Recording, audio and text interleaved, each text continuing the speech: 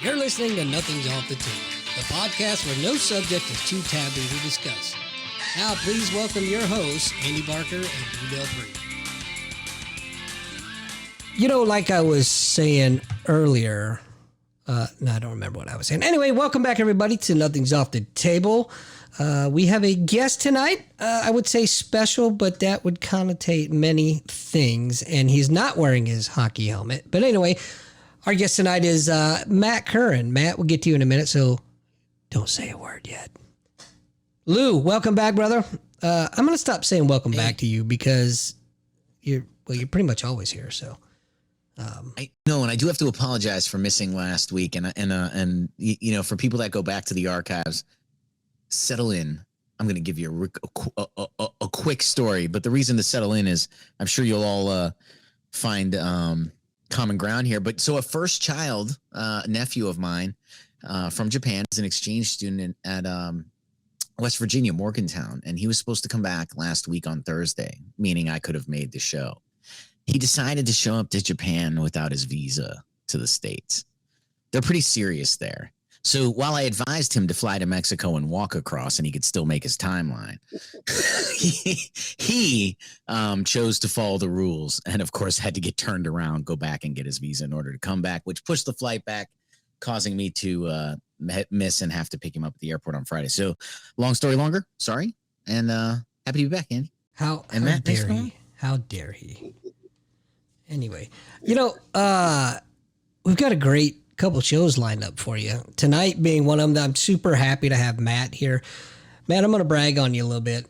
Matt's a retired United States Marine Corps aviator.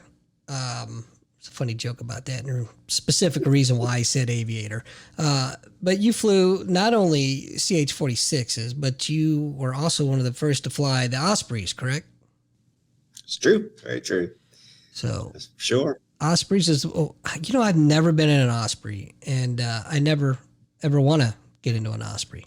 But anyway, when I lived on New River, we used to find pieces of them in our backyard. That's right. Let me quick tell you the aviator story real quick, and then I'm going to let you dive in.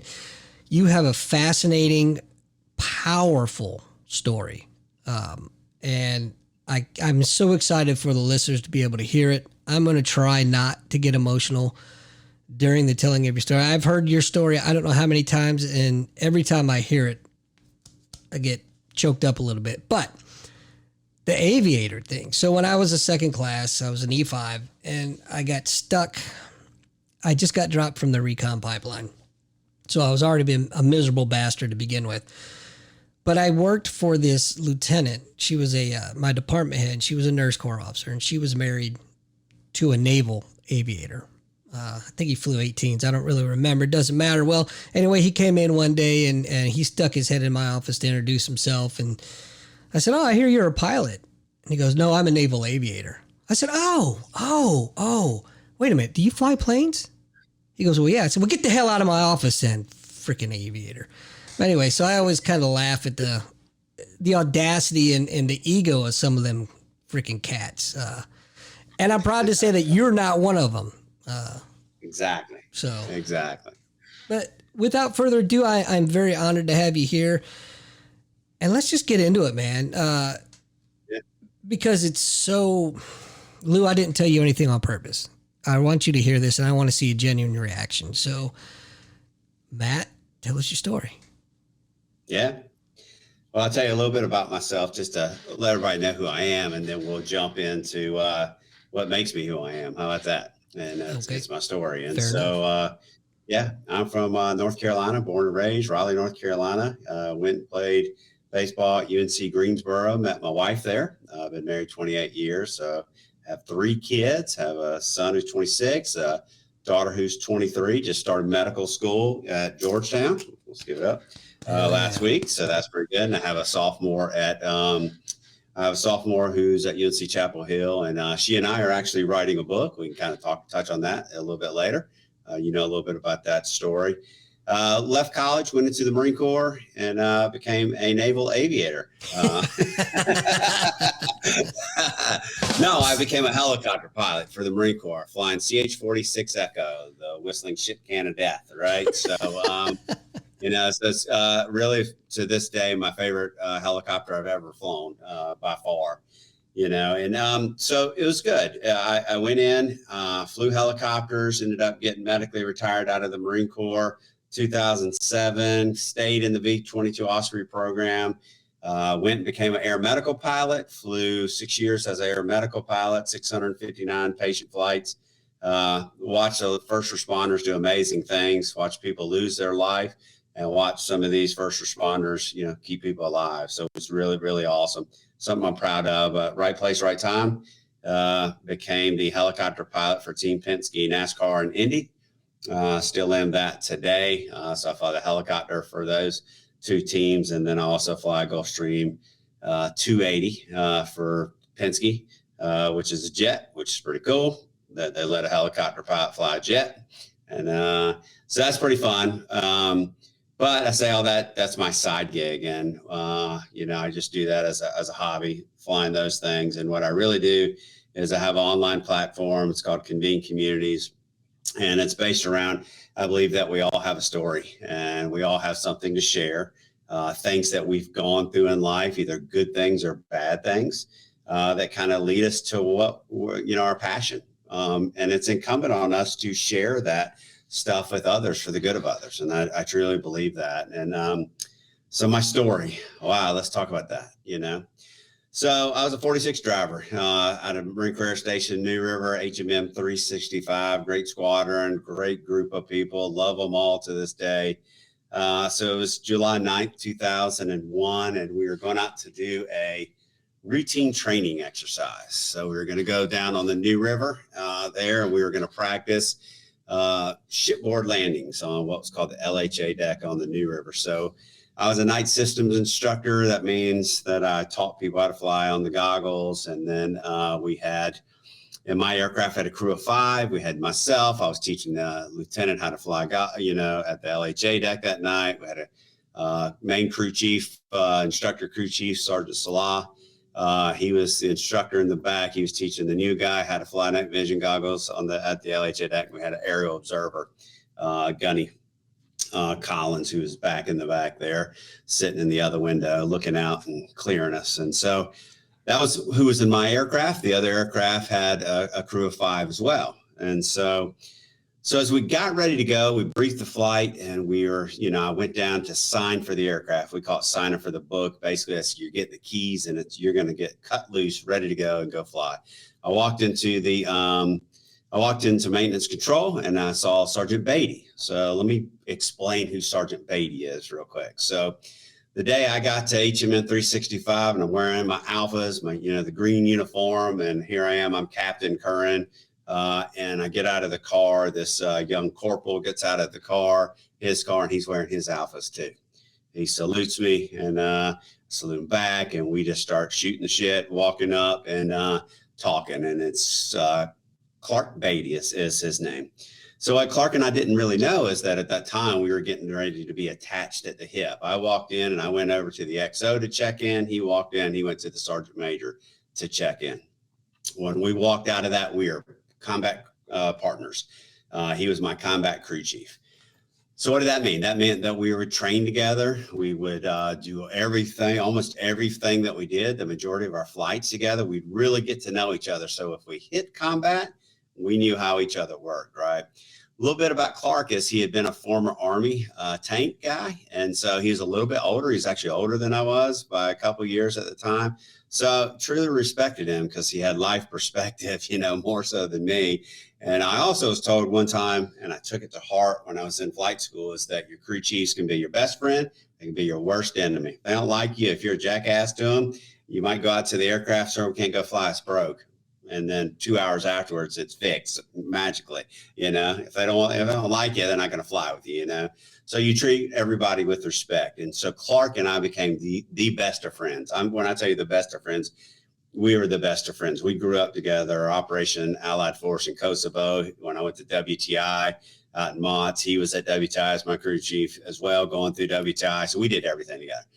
So we were supposed to be on this flight this night together. And I walked in and I saw him and I was like, hey, bro, give me the book. And he goes, well, hey, we're not flying together now. They had just changed it a couple hours prior. We're not flying together now, but we're together tomorrow night. All right, good to go. I'll see you tomorrow night. And so we go and we're ready to take off. So I'm the lead aircraft. He's in the -2 aircraft now. So we take off and we take off single ship. We had been delayed a little bit because there had been weather that had come through. And so we were delayed, thunderstorms. And so we departed single ship. I went down there, got to the LHA deck first. I'm bouncing. They get down there. They're bouncing. And lo and behold, in my aircraft, we had a aircraft issue, right? And so in that aircraft issue, we had landed at the front of the LHA deck and we were talking about it. And we were talking about what was going on. So I said to the gunny in the back, I said, or the gunny said to me, to us, the whole crew, he said, hey, they're on downwind. I'm like, good to go.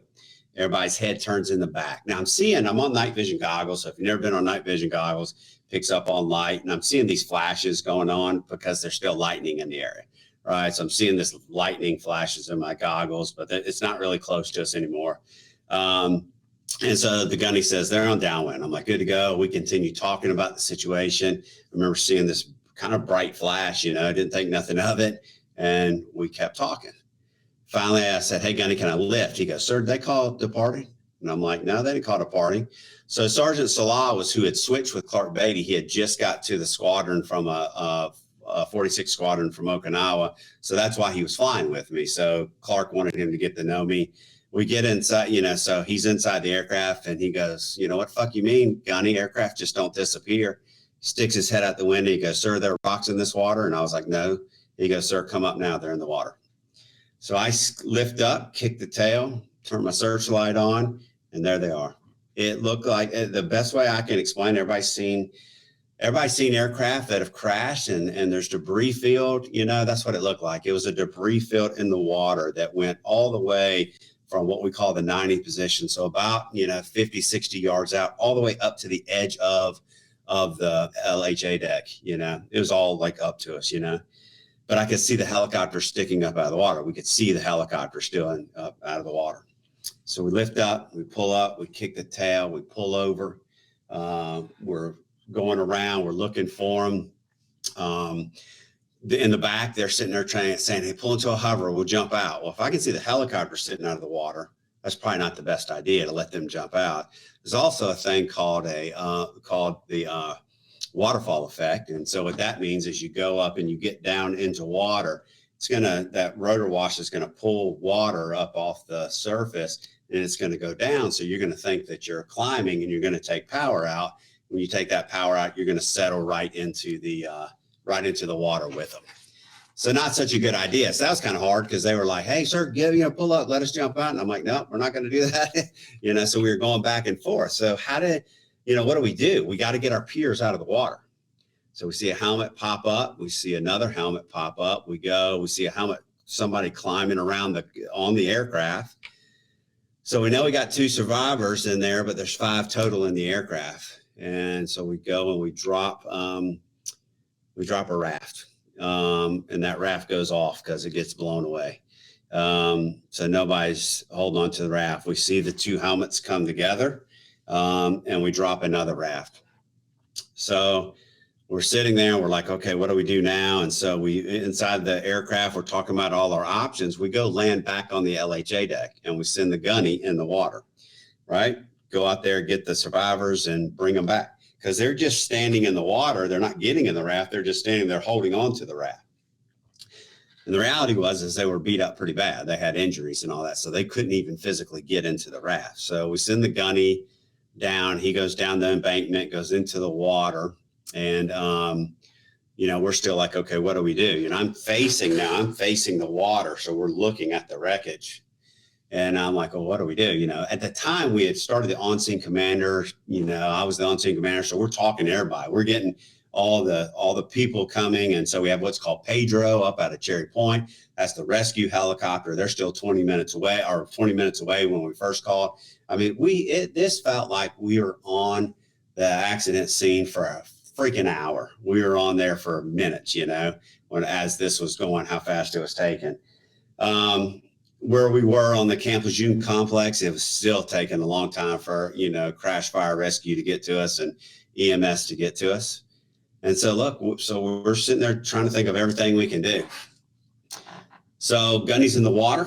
He gives us a call on the radio. We know we have 2 survivors. So we're starting to figure out what's going on. We just don't know where the other people are. We don't know what's going on. So over the horizon comes Pedro. And here comes Pedro. Okay, this is good. Pedro's here, get the diver in the water, see if we can figure something out. So Pedro pulls up into a hover. And when I pull up into the hover, diver goes down. Diver's down less than 2-3 minutes. Diver comes back up alone, and they pull over in front of us. So their helicopter's facing our helicopter. My crew chief's on the Sergeant Salah's on the long cord. And what ends up happening is the diver gets out, comes over there. You see him talking. And then Sergeant Salah says, "Sir, take me home. I want to go home. They're all dead. I want to go home." I mean, I remember those words just like he's saying them to me right now. "Sir, take me home. I want to go home. They're all dead. I want to go home." And that was it. We had the 2 survivors. The 2 survivors were the 2 pilots somehow. 3 crew chiefs in the back died. And Sergeant Beatty died. And I was supposed to fly with Sergeant Beatty the next night. And Sergeant Beatty was not just Sergeant Beatty. I could give a crap about rank. Sergeant Beatty was one of my best friends. He's the guy that I grew up with, the guy that we did everything together. He knew my moves. I knew his moves.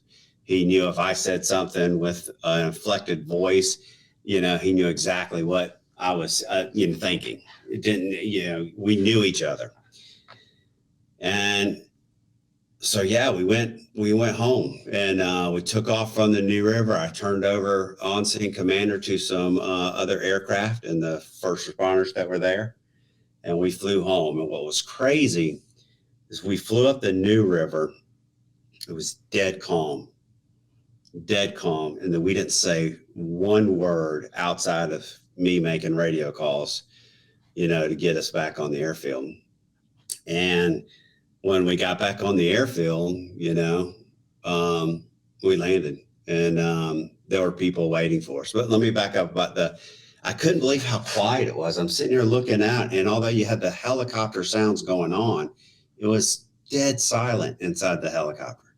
Nobody said anything. And it was ironic to me because I just remember looking down the water, and the water was glass. But back behind me was chaos.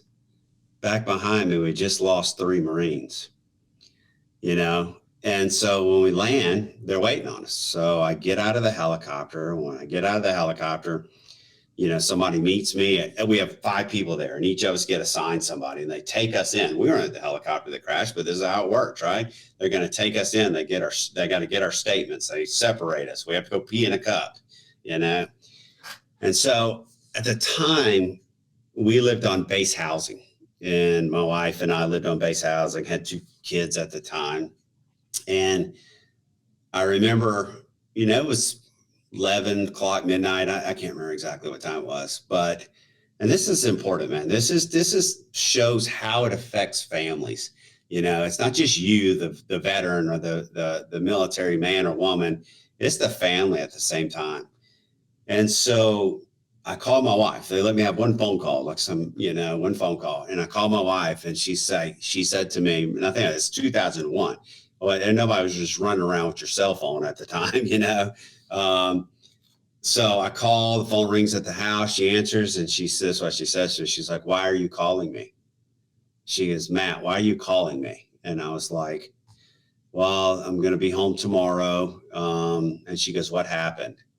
And she goes, "Matt, did somebody die?" That's first words out of her mouth. Did somebody die? She knew that for me to be calling her, something bad had happened. And she knew that I would not be calling her and telling her I was coming home tomorrow unless something tragic had happened. So at first she was like, "Did somebody die, Matt? Who died?"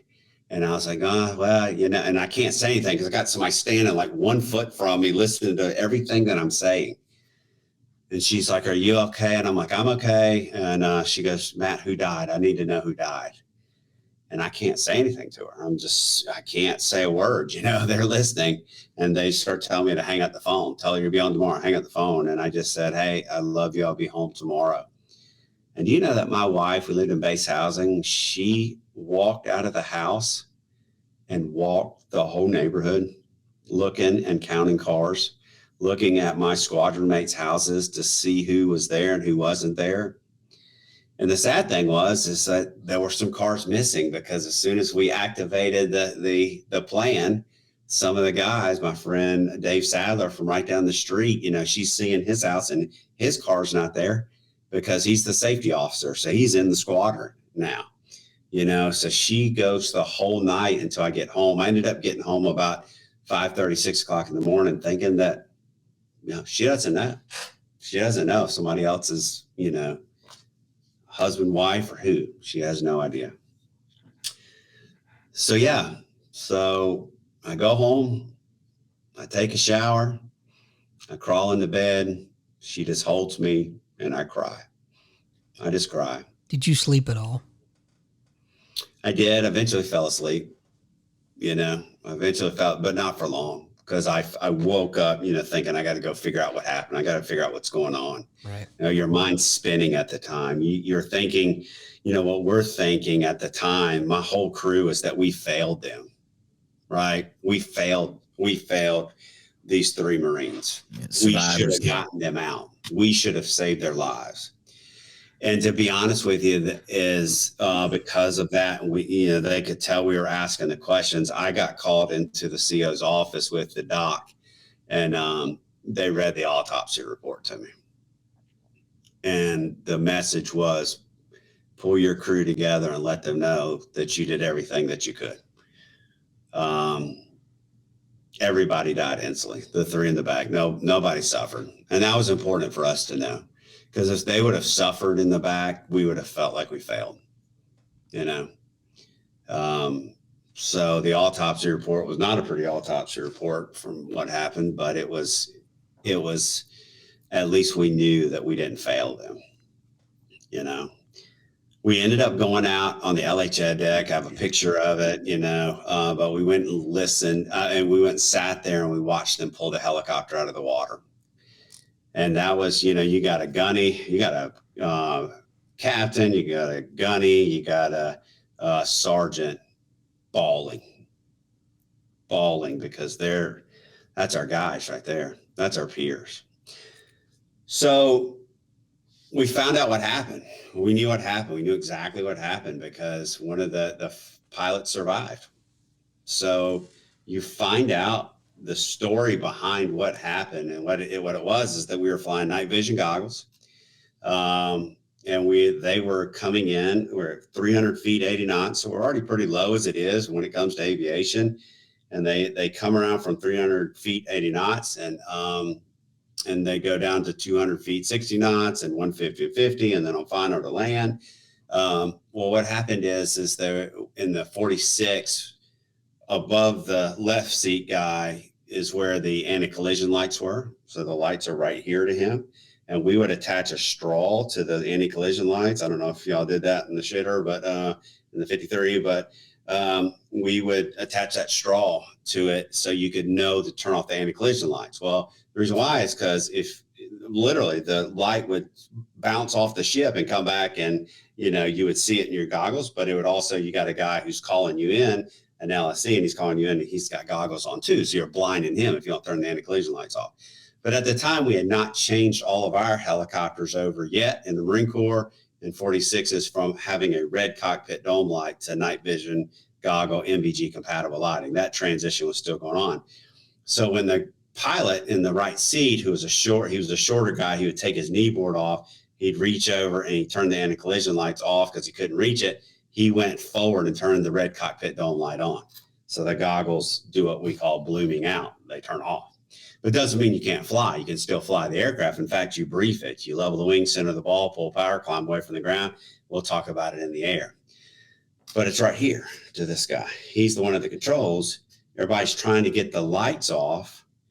And so what ended up happening is Clark was in the back. He was on his gunner's belt. He told The crew chief in the window helped him get the light off. I'm moving up. He unhooks to move up. Crew chief in the window unhooks, and he goes in the tunnel to turn the light off. And then there's somebody, the air observer guy, sitting over here in the window. Well, they were all unhooked, and the guy was in the window, and they all, again, died on impact.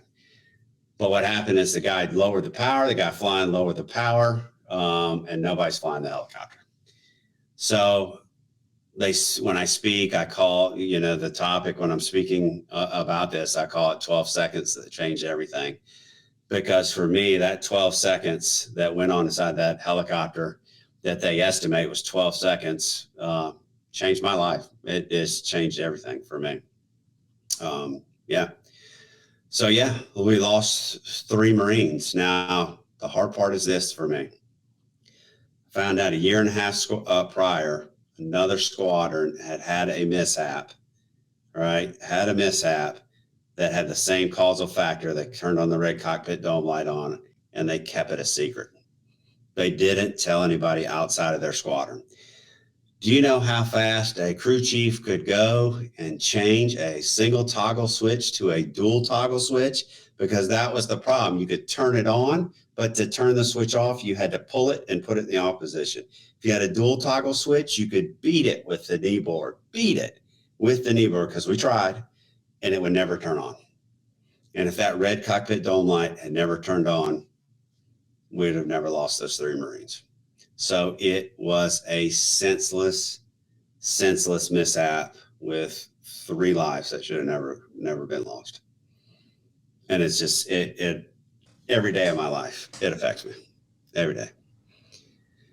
So that's my story. That day, when we were sitting on that LHA deck, I prayed to God that I would make a difference by helping people not make mistakes over and over, and that I would not let Clark Beatty's death and those other 2 Marines, their deaths, go unnoticed. And so that's what I do. That's what I'm dedicated to, is that mission right there. I can tell you, I've heard this story several times now from you, and I feel the raw emotion from you the same every time you tell it. It's obvious that you're reliving it when you tell it. Yeah. And my heart goes out to you, man. My heart goes out to the families of those that were lost. Yeah. Matt, so during your story, you touch on it, and I want to talk a little bit more about it, because I don't think people understand, and like you said, everybody has a story, and I have a few similar ones, but people don't understand when these incidents happen. There is a process, and that process will be executed prior to any grieving. Yeah, it is very sterile, and it is very unemotional. And it is incapable of caring about how you feel at the time. Sure. Because that process must be executed. Yeah.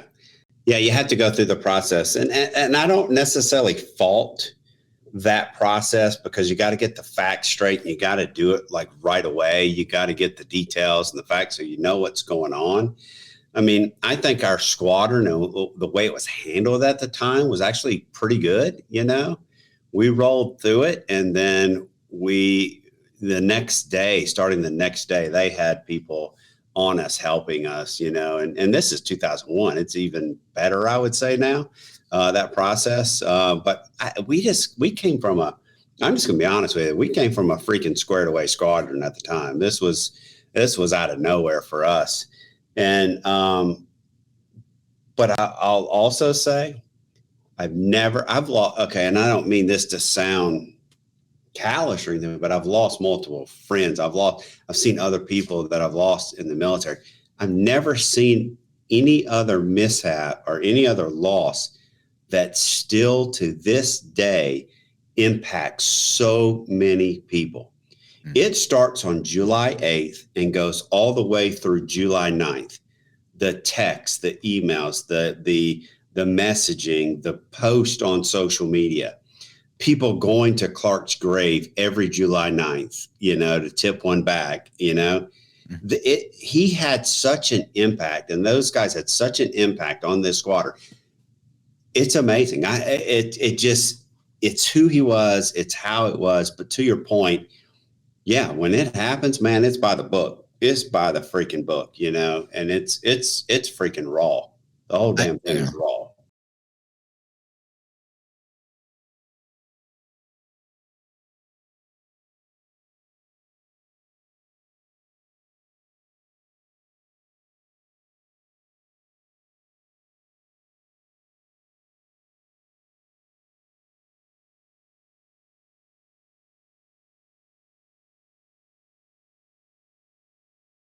Just somebody to help me, just somebody who could have thought, because I couldn't even think. And they were asking me for things that I understood took precedent, you know, like these things, like you have to give your drug sample. Yeah. You know, these things have to be done. Those things have to be ruled out.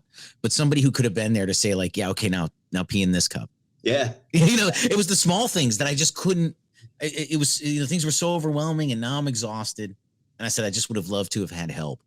And like I said, I think like you agree, like you're saying, you know, as more of these instances occurred, they've gotten better. But boy, for the few of us that were there in the beginning, and I think that adds to, you know, how you remember the situation. Well, I do remember being pissed off. Like, why the hell am I peeing in a cup? It wasn't my damn aircraft. You know, why you all over me about peeing in this cup? You know, it's frustrating. Go ahead. Mine can only take so much before it shuts down in a traumatic event like that. And I don't want to cheapen any of the deaths or take anything away from the 20 years we had at war. But let's be honest, this was peacetime still. This was peacetime, yeah. So we weren't used to taking the casualties, you know, and so that hits you even harder. It's July 9th of 2001. We didn't know 9/11 was going to happen, right? So this is peacetime. And then when you get hit with that, it didn't need to happen. That's what just baffles my mind, is that you're talking about a mechanical thing. Yes, that was human error. Yes, that was human error that caused the mishap. Level the wing, send the ball, pull power, climb away from the deck, you know, but the red cockpit dome light should have never got turned on. And that could have been avoided if people would have just spoke up in that other squadron. Not, you know, but it's a systematic thing that goes on, not just in that squadron in those times, but it's everywhere. It's all over the freaking country, you know. It's in hospitals, it's in aviation, it's in corporation, it's in, you know, relationships, marriage. I mean, it's everywhere. If we would just talk about things and share our stories about things that we're going through, maybe these things wouldn't happen. You know, if there was only a platform out there. There was only a platform. That's right. You like that segue? That's a good segue. Yeah, that is a good segue. Yeah, you know, like I said, I dedicated everything to it. I mean, even when I was in the Marine Corps, I went and I would speak at this. I would get pulled into.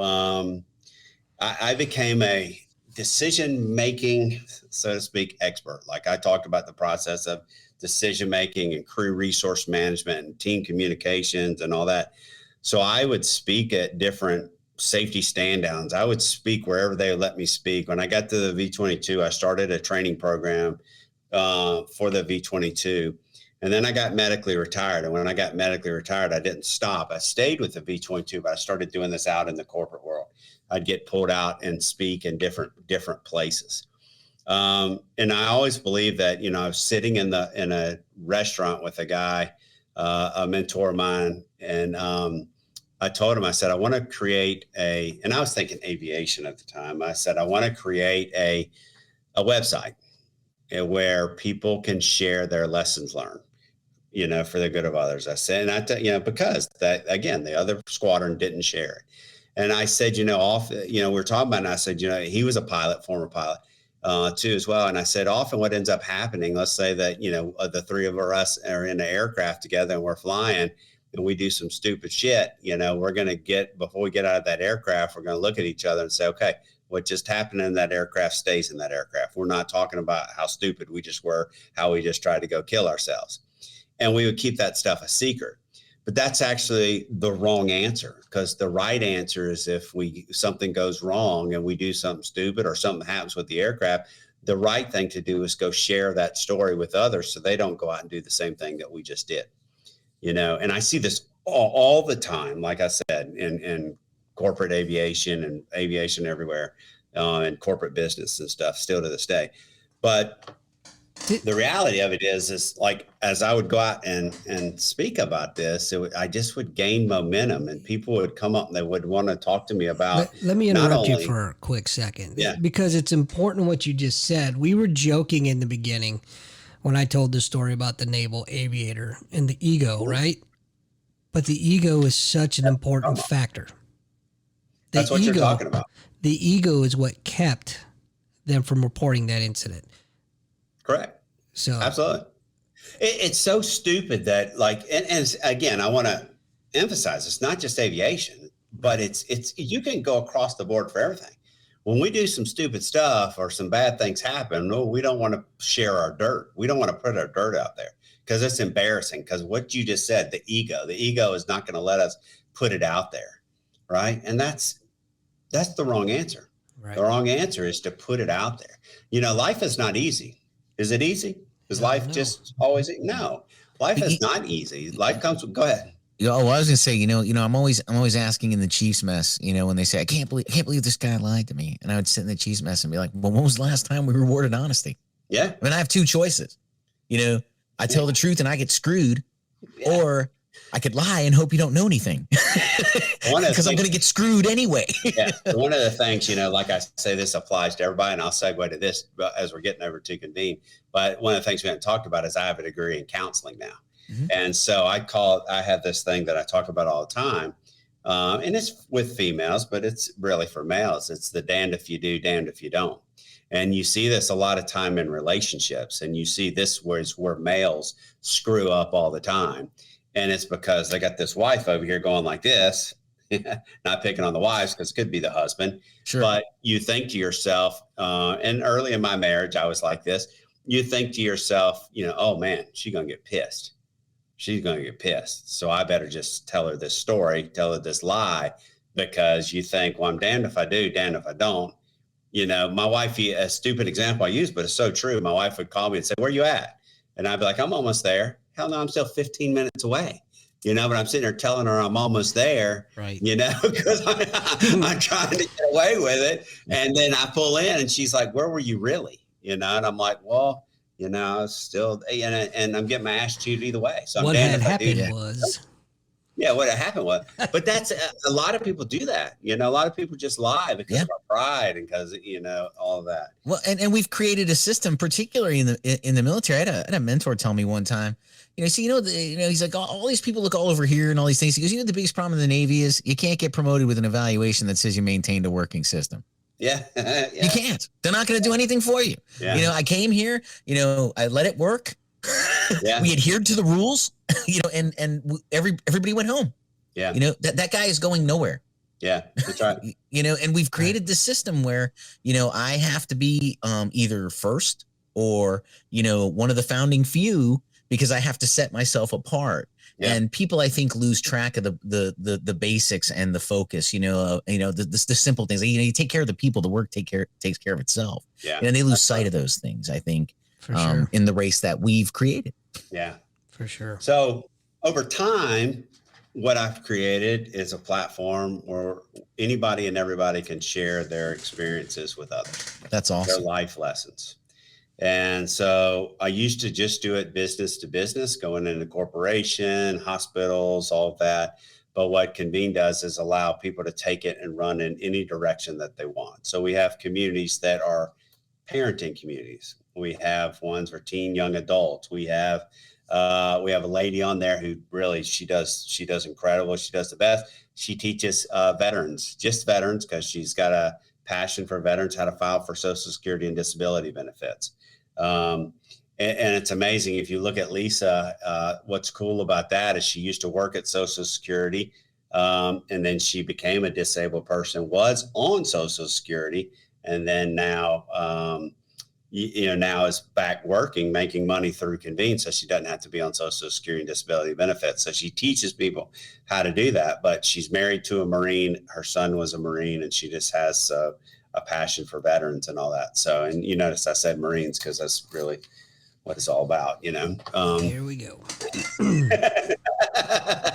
So the platform's pretty cool. The platform lets people take it and run it in any direction that they want, and I think that it's pretty good. It's the idea behind it is, again, we all have something to share. We can all, share it for the good of others. And that's what people do with inside of the platform. So it's awesome. It's good. What I like about it is that you get out of it what you put into it. Exactly. So take that how you want to. You could be. You can grow special groups. You can grow within it. But here's one of the cool things too. So in the Marine Corps, I don't know if y'all are around units that called your anti-mouse. An anti-mouse, did y'all have an anti-mouse? Right. That was our reporting something that was wrong anonymously. We called them anti-mouses in my squad. Oh, no, I never heard that. Right. Must be a dead air. Called him a rat and kicked his butt. So, all right. So inside of Convene, there's a lot of anonymity. Right. And anonymity is important. So that we have discussion boards in there. We have things, we call them, I don't call them a training or a course. I call them an experience. That's what I call it. And look, y'all understand this. The format of training is all scenario-based training. It's all scenario-based training. That's how we learn in life. Put yourself in a situation and we go through the process and we learn from other people. Yes. Hey, it's like if we sat there, we all have kids, right? We were talking about that before. We all have kids. So we're sitting around as three dads. And I said to you guys, hey, I'm having this thing going on with my son. If you're in this situation, how would you handle it? Where are your answers going to come from? Your experience. Yeah. There you go. Your experience. So that's what I call the training mechanism within inside of Convene is an experience because we learn through experience. But when people answer the experience, they answer anonymously because they'll be much more open and honest. When people go into discussion boards, they have the ability to answer as themselves or answer anonymously. So it goes back to what you said. What you said, Doc, goes back to pride. If you have to put yourself out there and your big face and your big profiles on there, and you're talking about your failure as a parent or something, let's just say, or you feel like you felt as a parent, are you going to come out? Am I going to come out as the creator founder of Convene? Am I going to say, hey, I'm having this situation with my son, Braden Currin, and I want to know how all of you would handle it, because people would be going, oh, what the hell is going on over there? By the way, your son is a spitting image of a young Dennis Miller. Yeah. The comedian. People have said that for him. Yeah, here we go. That's a great comedian. I love Dennis Miller. But that's why pride is one of the deadly sins. Yeah. It's a killer. Well, yeah. That's its own month. Yeah. If I could get rid of that, that's my kids right there. There's my son right there. Oh, yeah. Oh, yeah. I see. Totally. iPhone update. My daughter and my two daughters. So you dudes quit looking at my daughter. Beautiful family. Beautiful family. I've met. Yeah. I've had the fortune to meet them. You watched them speak. Yeah. They came up on the stage. We had this event called Convene 23, and they spoke about, Convene. And it was pretty cool. It was a great moment for me. So I want to go into the pretend world real quick. I want to pretend like we have people watching and listening. Yeah, we do. I was watching. With that being said, yeah, it's probably so I can't multitask. I have to trust Andy. I have no idea. I don't know any comments. But let's just pretend that we have people listening, and what can Convene Communities do for them? Why should they go to Convene Communities? Yeah. No, I think it's great. Everybody will come up and say, "Well, why not a Facebook group? Why not a Facebook group?" Yeah. Well, the reality of it is what Convene does for you is it gives you a more, we'll use the word intimate, right? It gives you a more closed-in space. It's also Convene communities, right? The word convene means to come together in communities. And so I've been Convene communities since 2014. If you look, that's kind of a buzzword, the word community. We create communities. Well, hell, I've been creating communities forever, right? So coming together in communities. So for example, a parenting community. We'll just use that one as the example. It's funny you bring that up because, I've been creating my own little communities all around the world for 32 years, if you know what I'm saying. Exactly. You're the reason Americans have to get a visa to go to Europe now. But in the community setting, right? It's if you're looking for somebody, if you're looking for stuff on Facebook, let's say, for example, about parenting, you're in there with every damn thing. If you're looking for something about parenting inside of Convene, it's just parenting. It's all driven towards parenting. The other thing is you have a lot of people out there doing great things about parenting. Well, what's one group might do is not what the other group might do. There's so many different people have different expertise in different places. So, the idea that we're working through and we're doing is creating these communities of interest and bringing people together, and again, inside of the community aspect of it, it really is to help people out. For example, we have a military and veteran community. There's absolutely no freaking reason that we don't have, all military veterans having a one-stop shop to support each other in that, because that's what we should be doing. So to your point, Lou, that you had earlier is I look, the reality of it is peer-to-peer counseling and peer-to-peer. I have a degree in counseling, right? I do not believe that I can go and counsel in some areas, but you know what? I'm pretty freaking good at sitting there and working with veterans and working with first responders, because I've been a veteran with a story, and I have been a first responder and have been there and done that too. So I can sit in a group, I can sit in there with people, and I can work through that, because I will tell my story. It is true and authentic and raw. And what I do when I tell my story is I break down the barriers there to begin with. And if you've been there and you've done that and you've walked it and you've lost friends, you know that I understand, because I've been there and gone through it. So peer-to-peer counseling and these types of things are so freaking important. I don't think, and I'm throwing it out there, but I think it's very hard for people to go and relate to people that are not veterans. And I think it's hard for those veteran counselors to relate to us, because they have never been there and they have never lost a friend like we've lost our friends.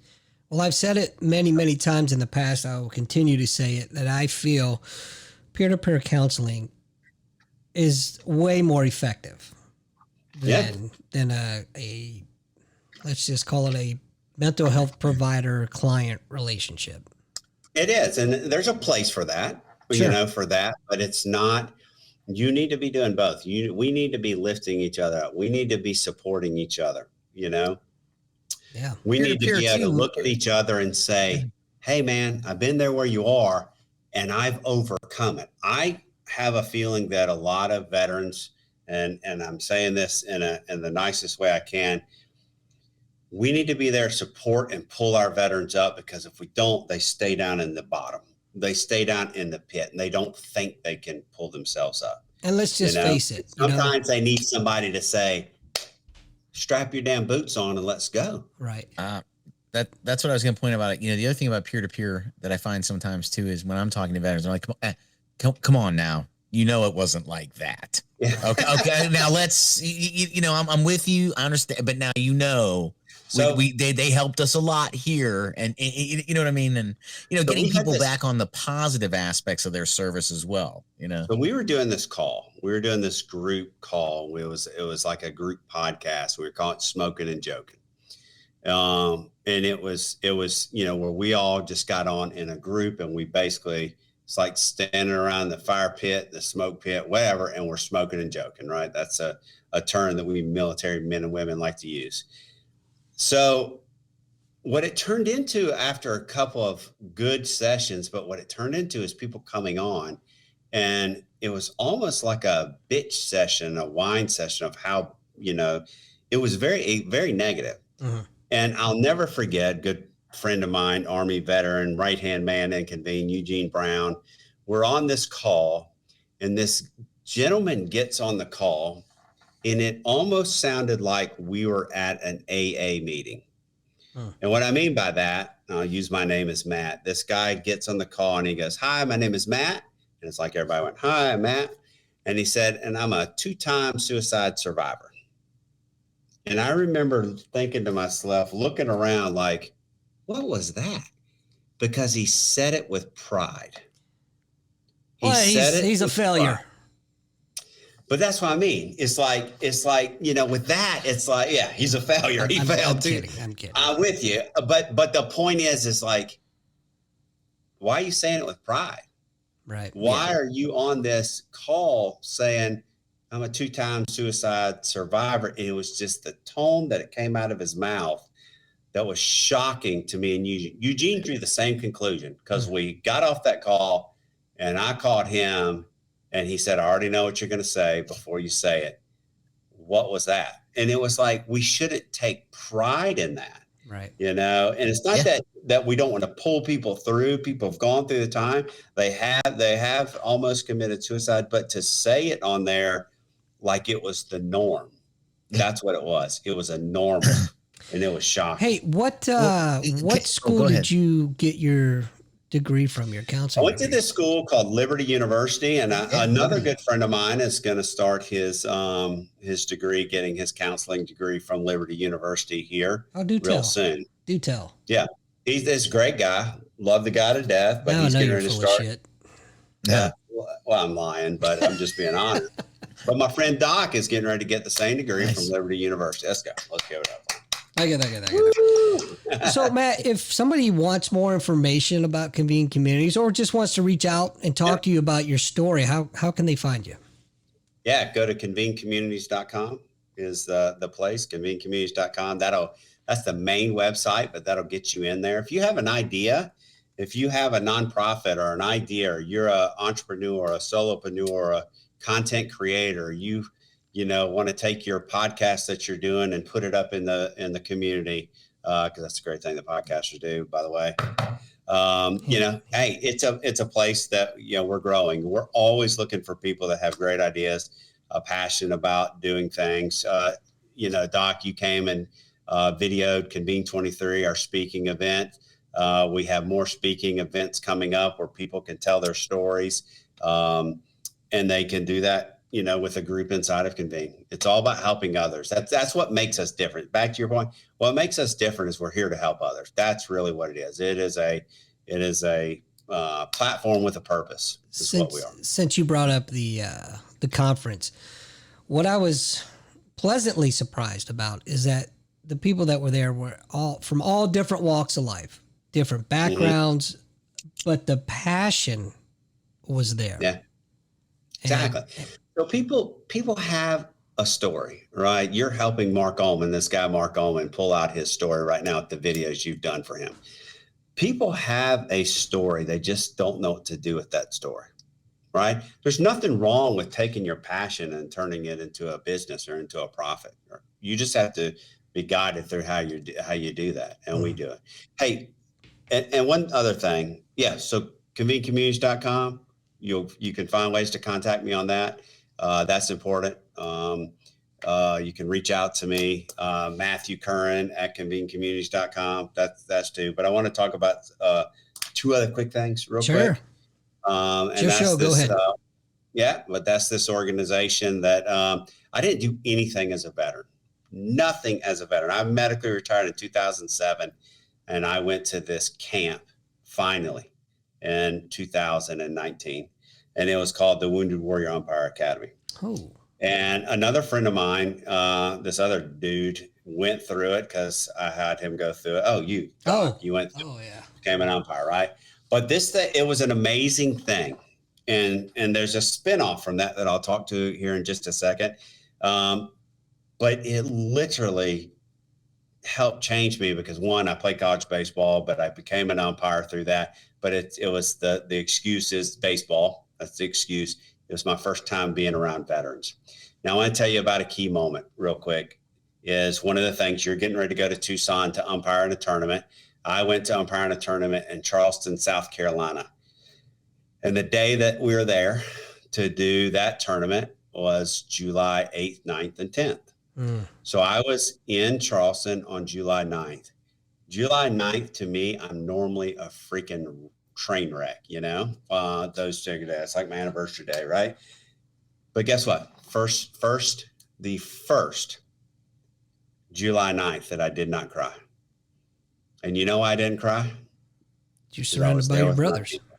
Yeah. I was surrounded by my brothers. Absolutely. Yeah. And so that's it. Wounded Warrior Umpire Academy. Go check that out. The other is my roommate looked at me that night and he said, "Hey," he said, "have you ever heard of this organization called Heroes to Heroes?" And so Heroes to Heroes takes veterans to Israel, and it's a 10-day trip. You start in Tel Aviv, you go up to the Golan Heights, you go down to the Sea of Galilee, get baptized in the Jordan, come through Jerusalem, go down to the Dead Sea, and then back up and you leave. It's a journey. But I put in for it. I was like, oh, that sounds pretty cool. Let me go do that, And I ended up doing that, and it was life-altering. Life-altering. It was one of the most amazing trips that I ever did. And I just want to put a plug, because if you're a veteran who's really in a bad way, really hurting, really needing some spiritual healing, go to Heroes and take that trip. I'm getting ready to go back this next year as a team lead. So I've gone from a participant to a team lead. But yeah, plug into these resources out there if you're a veteran, because it's so important. That is an amazing segue, because we just so happen to have a segment on this show, and it's veterans helping veterans. And I think I take a lot of pride in this, and I think Lou's going to go over something with us. But the Wounded Warrior Umpire Academy is something we've highlighted. The Heroes for Heroes is something that I'm very interested in, so I'm going to talk to you about that offline. But anyway, it's that time, Lou. What do you got for us? Give me 1 second here, because I lost the. He was so enthralled in my talking that. You know what happened is I lost the web link is what happened. But I'll tell you what, before I do veterans helping veterans, there was one thing I was trying to squeeze in about your Convene committees, the difference between, where you are and where Facebook is. And I think is an important distinction to make to people is that you're having an adult conversation as well. Yes. There's nobody in there.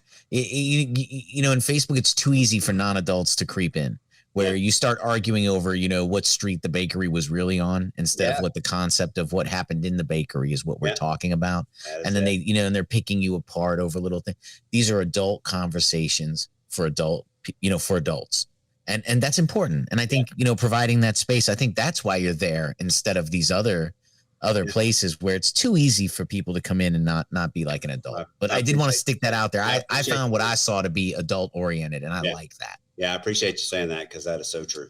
Yeah. Sure. All right. So quick, veterans helping veterans. Andy, thanks so much. We're going to look at the Marine Corps League, a organization near and dear to my heart. I'm my local junior vice commandant for the local chapter here. And I did want to promote our website, which is the Three Rivers Leatherneck. And I'll give it to you the exact one here. 3 riversmcl.com. That's number 3 riversmcl.com. Our webmaster links to all the national news, as well as some of the local events that go on here in our Pittsburgh region. But you can get all the information you want off the Marine Corps League main website as well. They do have membership requirements. You do have to be a Marine or a Navy corpsman or chaplain who was stationed with Marines. They also offer affiliate membership as well. So there is an avenue for non-Marine Corps or sailors who are not assigned to Marine Corps duties but may have worked with Marines and other aspects. And part of their charter requirement to be a Marine Corps League chapter, you have to have a program of veterans helping veterans. So check out your local Marine Corps League or VFW. But today we're highlighting the Marine Corps League, and you can check out number 3 riversmcl.com for more information if you'd like it. That's all I got. Excellent. Matt, I can't thank you enough for coming on the show. I know we talk a lot all the time offline and everything, but I feel it's so important to get your story out there to as many people as possible. It's not going to happen on this show because nobody watches, but but at least Lou got to hear it, Yeah, I did. Right. Yeah. That's right. It's a powerful story, man. I started getting choked up again, and I knew what was coming. And that's just, I can't even imagine what you go through, but you have to admit that talking about it is healing as well. Oh, talking about it is everything. Like I said, being with other veterans, talking about it, that's why I talk about it, right? Mm-hmm. That's why I speak about it. That's why I go into corporations and talk about it, and go into different settings and talk about it, because the more you talk about it, the more you heal. And that's true, for sure. So hey, don't leave when we say goodbye, but thanks for coming, Matt. Yes. That's right. Don't leave. If you are looking for some peer-to-peer counseling, if you're downloading this podcast off of the many platforms, you can always reach out to myself. You can reach out to Matt, and I'm going to go ahead and speak for Lou and say you can reach out to him as well. Sure. You're not alone. That's the most important thing to remember. And there's people that have gone through what you've gone through. It may not be exactly the same, but they've gone through what you've gone through. And, talking about it is key. But, Matt, again, brother, thank you so much for coming on the show. Stick around. We'll talk again in the room. But for now, thanks for watching, everybody. Thanks for listening. Comment, click like below. Don't ever say that again. Oh, and I mean, if I get to 500,000 likes, I'll wear my underwear on the outside. I mean, ever say that again. And with that being said,